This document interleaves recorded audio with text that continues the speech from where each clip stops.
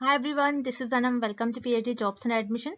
सो आज के इस लेक्चर में हम रिसर्च मेथडोलॉजी से रिलेटेड कुछ इंपॉर्टेंट एमसीक्यूज देखने जा रहे हैं for your upcoming Awadhesh Pratap Singh university for your PhD entrance examination. जैसे कि आपको पता है, इस यूनिवर्सिटी का जो पीएचडी एंट्रेंस एग्जामिनेशन है ये आपका 22 जुलाई 2022 को कंडक्ट करवाया जा रहा है। तो 22 जुलाई के दिन आपका एग्जाम कंडक्ट करवाया जाएगा, जिसमें आपको रिसर्च मेथडोलॉजी से एग्जाम में क्वेश्चंस देखने मिलेंगे।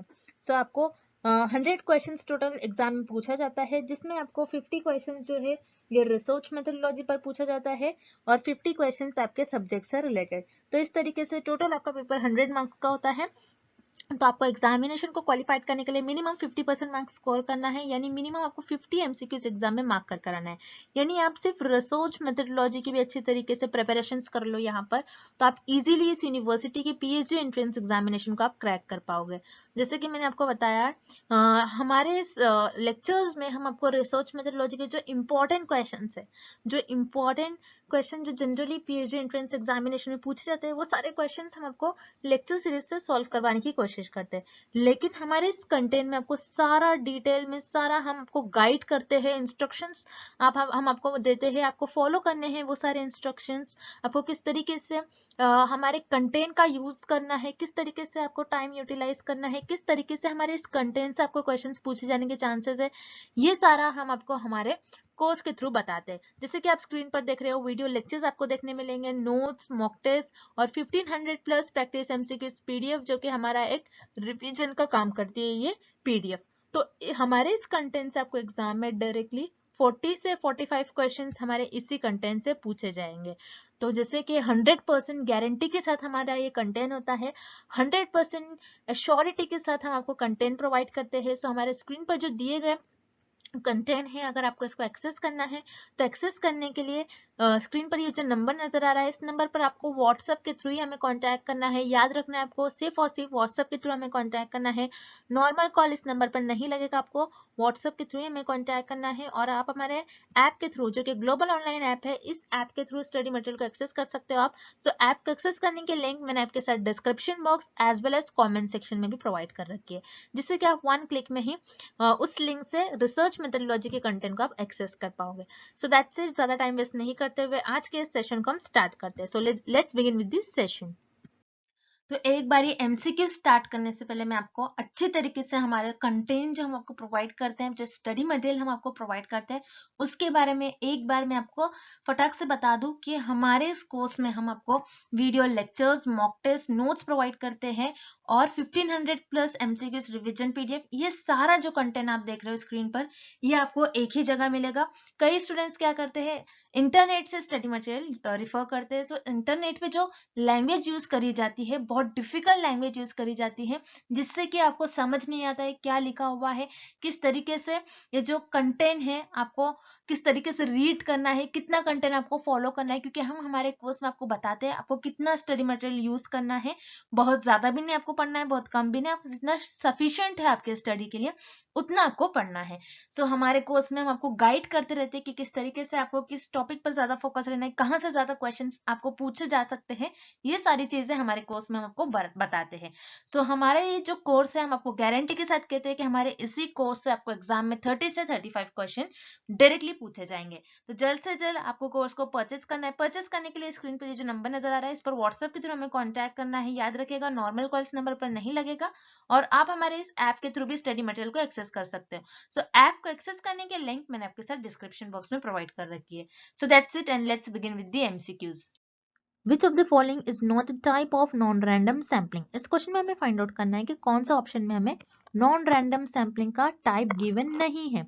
अब नॉन रैंडम सैम्पलिंग क्या होती है? नॉन रैंडम सैम्पलिंग वो होती है जिसमें आप रैंडमली पॉपुलेशन में से मेंबर्स को सिलेक्ट नहीं करोगे, बल्कि आप आपके कन्वीनियंस, आपके जजमेंट और आपके पर्पस के अकॉर्डिंग पॉपुलेशन में से मेंबर्स को सिलेक्ट कर लोगे।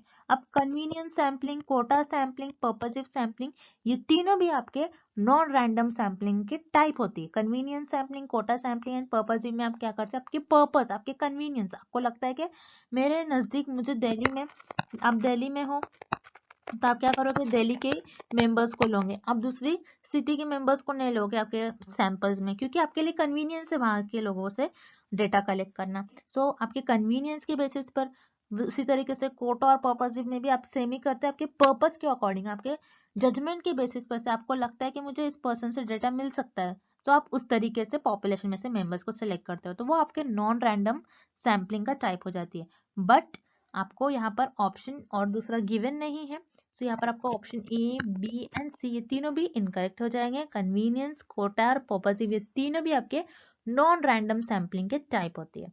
So that's why आपका करेक्ट ऑप्शन हो जाएगा option D, none of the above. Next, all of the following are common characteristics of experimental research except. इस क्वेश्चन में हमें फाइंड आउट करना है कि कौन सा ऐसा ऑप्शन है जिसमें हमें एक्सपेरिमेंटल रिसर्च के कैरेक्टरिस्टिक्स नहीं गिवन है, एक्सेप्ट आ रहा है मतलब नहीं गिवन है। सो वन बाय वन हम ऑप्शंस देखते हैं। Option A, it relies primarily on collection of numerical data. Yes, experimental research में प्राइमरीली कौन सा न्यूमेरिकल डेटा ही हम कलेक्ट करते हैं। सो यहाँ पर आपका ऑप्शन ए करेक्ट हो जाएगा, this is the characteristics of experimental research. Then option B, it leads always to cause and effect relationship. Yes, experimental research हम इसीलिए कंडक्ट करते हैं बिकॉज हमको ये देखना होता है कि कॉज एंड इफेक्ट रिलेशनशिप क्या हो रहा है। मेनली एक्सपेरिमेंटल रिसर्च में हम हमारी हाइपोथेसिस को टेस्ट करते हैं, तो हम यही देखते हैं कि कॉज एंड इफेक्ट रिलेशनशिप कैसा हो रहा है बिटवीन द वेरिएबल। तो यहाँ पर आपका ऑप्शन बी भी करेक्ट हो जाएगा। Then option C, it is based on deductive logic. Yes, यहाँ पर आपका ऑप्शन सी भी करेक्ट है अबाउट एक्सपेरिमेंटल रिसर्च, और this is the characteristic of experimental research. Experimental research based होती है आपकी डिडक्टिव लॉजिक पर। डिडक्टिव लॉजिक का मतलब क्या होता है कि आपके पास already theory, already information available होती है, उस थियोरी पर आप हाइपोथेसिस ले डाउन करते हैं। जैसे मैंने आपसे अभी कहा कि हम जो हाइपोथेसिस ले डाउन करते हैं उसी को एक्सपेरिमेंटल रिसर्च में टेस्ट करते हैं। तो हाइपोथेसिस को एनालाइज करते हो, आप ऑब्जर्व करते हो एंड देन उसको टेस्ट करते हो और ये बताते हो वेदर इट इज ट्रू और false. So basically deductive logic का मतलब क्या होता है, आपके पास थियोरी ऑलरेडी अवेलेबल होगी, उस थियोरी पर आप हाइपोथेसिस ले डाउन करते हो, उसको ऑब्जर्व करोगे और उसको टेस्ट करोगे, प्रूव करोगे, उसको रिजल्ट दोगे आप। Then option D, it is rarely conducted in a controlled experimental setting. No, because experimental research का मेन एम क्या होता है, जैसे मैंने आपको कहा cause and effect relationship find out करना, मतलब इंडिपेंडेंट वेरिएबल का डिपेंडेंट वेरिएबल पर क्या इफेक्ट हो रहा है ये देखना एक्सपेरिमेंटल रिसर्च का मेन एम होता है। लेकिन एक्सपेरिमेंटल रिसर्च में रिसर्चर क्या करते हैं, जो एक्स्ट्रा वेरिएबल्स है जिसको हम एक्सट्रेनियस वेरिएबल कहते हैं, उनको कंट्रोल करने की कोशिश करते हैं during the experiments. So experimental research में हमेशा रिसर्चर जो एक्स्ट्रा वेरिएबल है उनको कंट्रोल करने की कोशिश करते हैं ताकि वो डिपेंडेंट वेरिएबल को अफेक्ट ना करे। सो इसमें आपको रेयरली बोला है, दैट्स व्हाई ये ऑप्शन इनकरेक्ट है, this is not a characteristic of experimental research. So यहाँ पर आपको ऑप्शन डी करेक्ट हो जाएगा, it is rarely conducted in a controlled experimental settings. Next, the median of the series 638957 is। इस question में हमें एक सीरीज गिवन है और एक डेटा गिवन है, उस डेटा का हमें मीडियन फाइंड आउट करना है। मीडियन क्या होता है पहले तो आपको ये पता होना चाहिए। मीडियन आपके डेटा की मिडिल वैल्यू, आपके डेटा की मिडिल और सेंटर वैल्यू का हम कहते हैं मीडियन। अब मीडियन को कैलकुलेट करने के लिए आपको कुछ स्टेप्स को याद रखना है। अगर आप स्टेप्स को याद रखते हो तो आप मीडियन को कैलकुलेट करना कभी नहीं भूलोगे। तो मैं स्टेप बाय स्टेप आपको बताऊंगी कि मीडियन को कैसे कैलकुलेट करना है। सो स्टेप 1 में आपको जो भी डेटा और जो भी इंफॉर्मेशन और जो भी सीरीज गिवन है उसको आपको इंक्रीजिंग ऑर्डर में अरेंज करना है आपके डेटा को। तो आप किस तरीके से अरेंज करोगे, स्मॉलेस्ट डेटा आपके यहाँ पर स्मॉलेस्ट नंबर क्या होगा 3, देन 5, देन 6, देन 7, 8 एंड 9। ये आपका इंक्रीजिंग ऑर्डर में आपने डेटा अरेंज कर दिया। देन स्टेप 2 ये देखोगे आप कि आपका डेटा ऑड है या फिर इवन है। जैसे कि आप देख रहे हो यहाँ पर आपको टोटल कितने नंबर्स गिवन है 1 2 3 4 5 6, मतलब आपका जो डेटा है वो इवन है। अगर आपका डेटा इवन होता है तो उस केस में आपको 2 मिडिल वैल्यू मिलती है, अगर आपका डेटा ऑड होता है तो उस केस में आपको सिर्फ एक ही मिडिल वैल्यू मिलती है। तो हमारा डेटा इवन है तो हमें 2 मीडियन वैल्यू मिलेगी।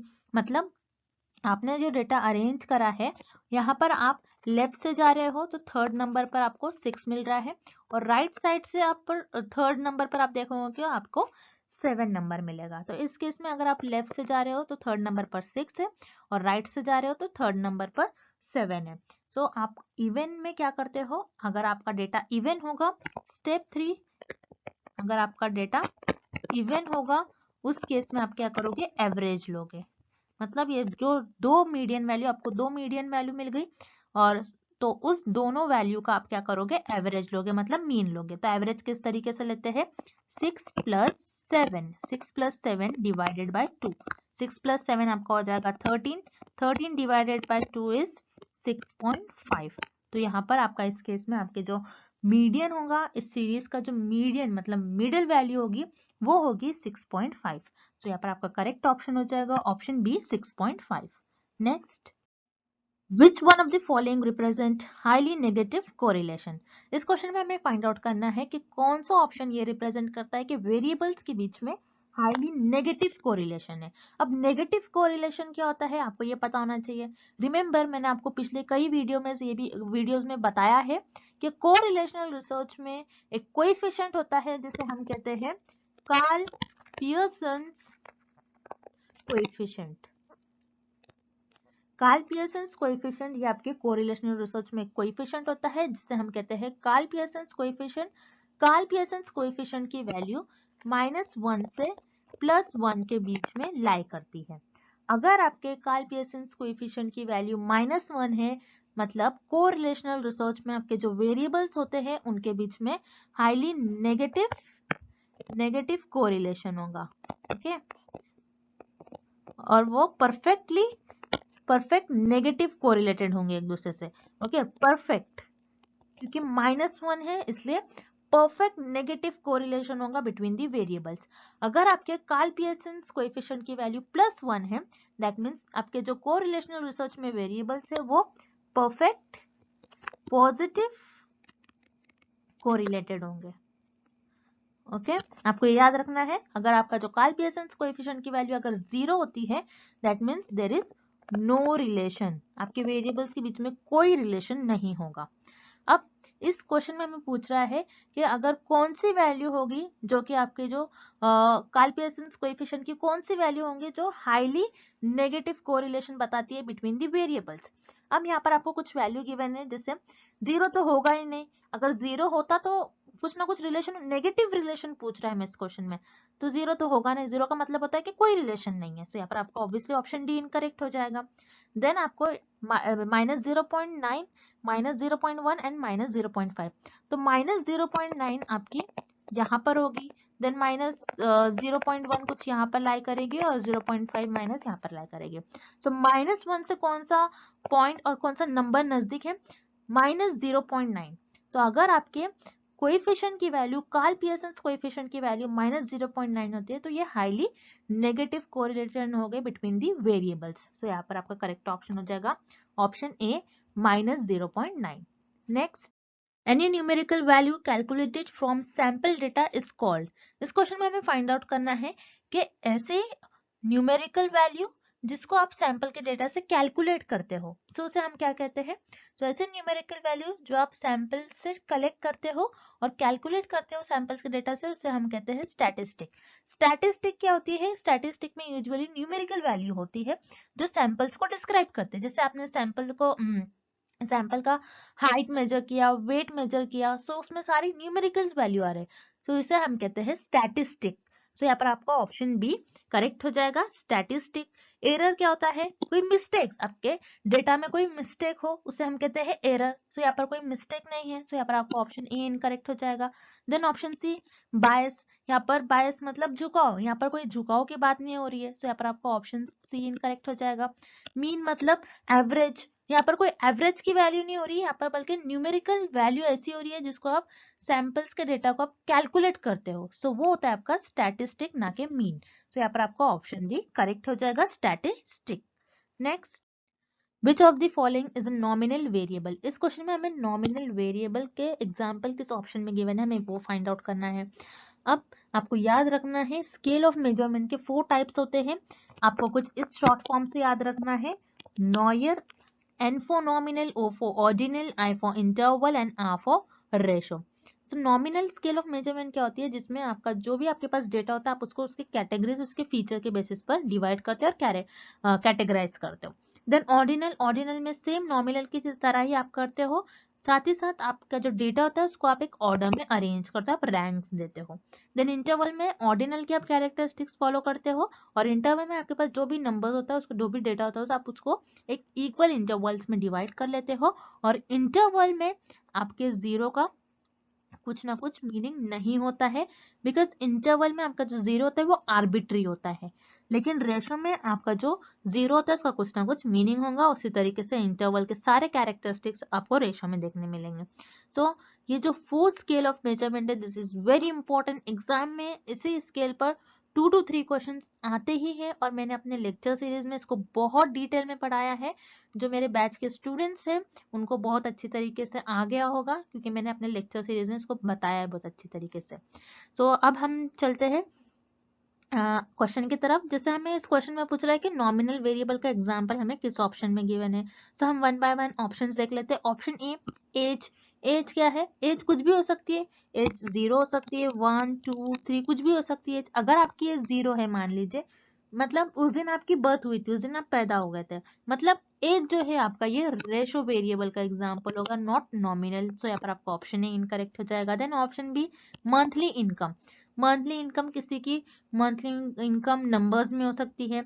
सो यहाँ पर हर नंबर पॉसिबल है, लेकिन मंथली इनकम 0 भी हो सकती है। मतलब 0 इनकम में मतलब आप अनएम्प्लॉयड हो, ओके, आप काम नहीं कर रहे हो। सो मंथली इनकम भी आपका रेशो वेरिएबल का एग्जांपल होगी, नॉट नॉमिनल। तो यहाँ पर आपका ऑप्शन डी इनकरेक्ट हो जाएगा। Then option D, grade point average. So किसी का ग्रेड पॉइंट है, किसी के ग्रेड पॉइंट का एवरेज है। सो यहाँ पर आपका जो ग्रेड पॉइंट एवरेज है ये इंटरवल में आ जाएगा। ये इंटरवल की कैरेक्टरिस्टिक्स होंगी, बिकॉज आपके जो ग्रेड पॉइंट का एवरेज है वो 0 नहीं हो सकता है। सो यहाँ पर आपका ये इंटरवल का एग्जांपल होगा, बल्कि नॉट नॉमिनल। सो यहाँ पर आपका ऑप्शन डी भी इनकरेक्ट हो जाएगा। Then option C, religion. So yes, religion. Religion आप एक क्या है बोलेंगे हम इसको, एक कि ये फीचर है, कैरेक्टरिस्टिक्स है।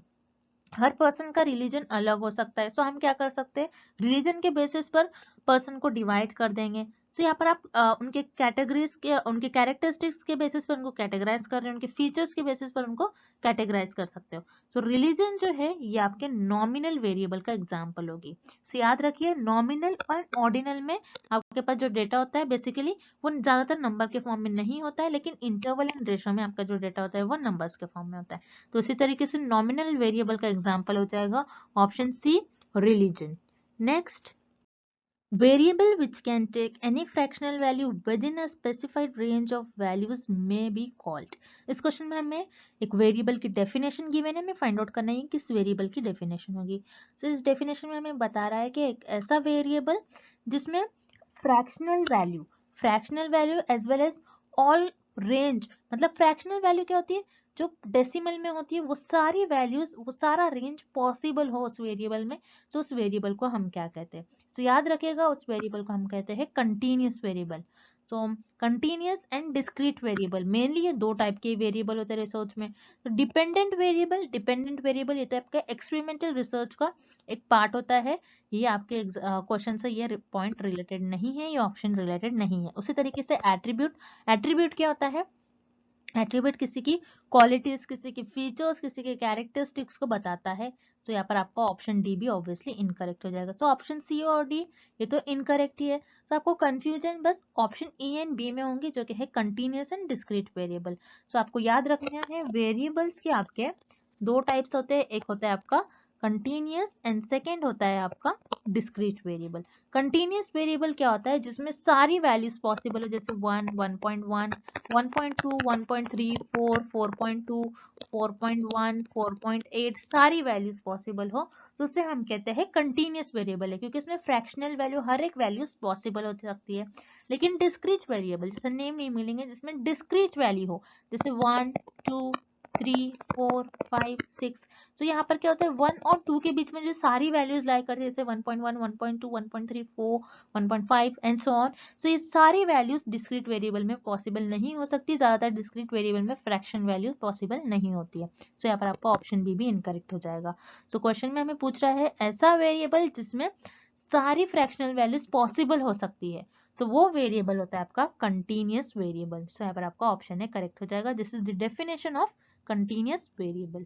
Next, The correlation between intelligence test scores and grades is expected to be. इस क्वेश्चन में हमें फाइंड आउट करना है कि दो वेरिएबल्स गिवन है, intelligence test score and grades, इन दोनों वेरिएबल्स के बीच में कैसा कोरिलेशन है, वो एक दूसरे से कैसे कोरिलेटेड है, हमें ये फाइंड आउट करना है। जैसे कि दो वेरिएबल्स गिवन है, जैसे आप देखेंगे ग्रेड्स, आपके जितने ज्यादा ग्रेड्स होंगे उतना ज्यादा